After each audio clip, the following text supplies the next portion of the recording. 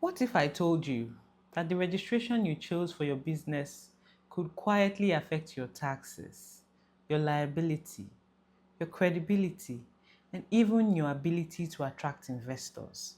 Most Nigerian business owners made that decision in under an hour, maybe at a CAC office, or through an agent, or because someone told them it was cheaper. And many of them do not realize what was actually at stake until there's already a problem. Problems with taxes, problems with liability, problems with contracts, sometimes problems with opening certain bank accounts or attracting investors. Investors who take one look at your legal structure and walk away. It almost always traces back to one question they answered a little too quickly. Business name or limited liability company? I can understand why people get confused because on the surface, both options sound like they do the same thing. They don't. And the difference between them could be costing you more than you realize. So, what exactly is a business name? A business name is the simplest way to register a business in Nigeria. It's the simplest and most easiest way to register a business in Nigeria. It's affordable, it's fast, and for a lot of people starting out, it makes complete sense. But here's the thing most people miss when they register one. When you register a business name, you and the business are legally the same person. There is no separation. The business is not its own legal entity. It is essentially just a trading name. So for example, my name is Goga. You can now say Goga is trading under the name of Goga's Brief.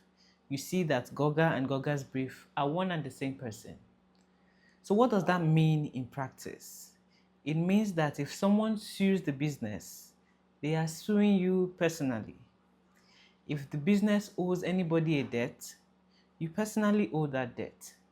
Your personal savings, your car, your house, all of that is potentially in the frame. But let me be clear, that does not make a business name a bad choice. For a lot of people at certain stages, it is completely appropriate. So when is a business name appropriate for you? It is probably the right fit if you are a freelancer or solo service provider just getting started, a small vendor or creative testing an idea, operating alone with relatively low financial exposure, not yet handling significant contracts, staff, or investor money. At that stage, a business name gets the job done.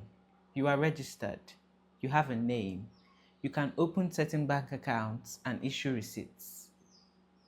It is a legitimate starting point. Here is where it starts to become a problem.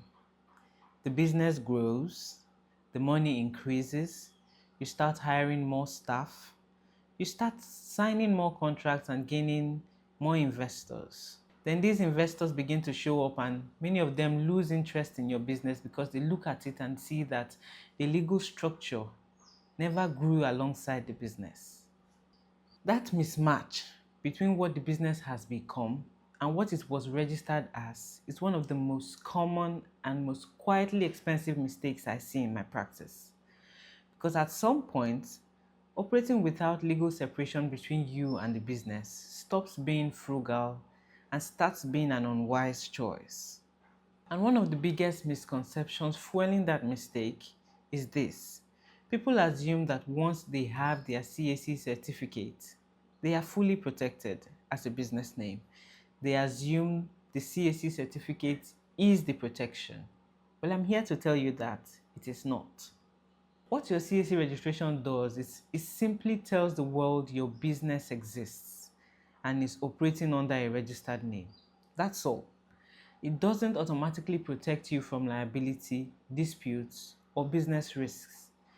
A certificate hanging on the wall is not the shield people think it is. The real protection comes from having the right legal structure and maintaining it properly as the business grows. Before you leave, one thing. Go and confirm exactly what you registered at CAC.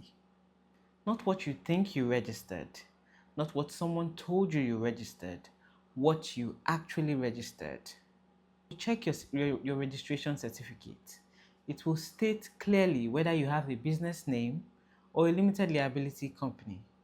That one detail changes your legal exposure completely. And a lot of people find out the hard way that they registered the wrong thing. Know what you have.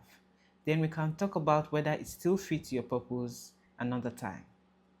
We have now talked about what a business name is, when it works, and when it starts working against you. But what about the alternative? What is a limited liability company?